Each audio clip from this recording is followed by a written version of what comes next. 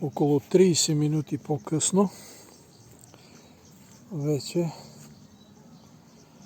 роят е в съндъчето.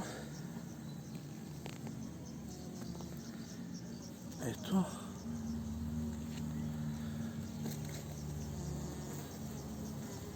Мирен, кротък.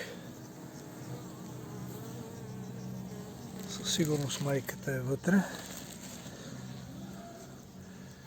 Тук, където беше наклона, няма абсолютно никакви пчели, само една пчеличка заблудена. Иначе всичко е влязло в съндък. Много хубав рой. Може би е първи рой. Преди да го стръскам, видях, че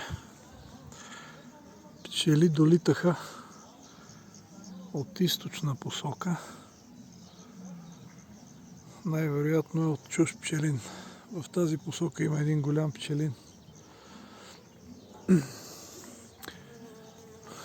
Явно ми е на късмет. И е сравнително кротичък. Ето. Не правят опити да жилят. Айде. Честито.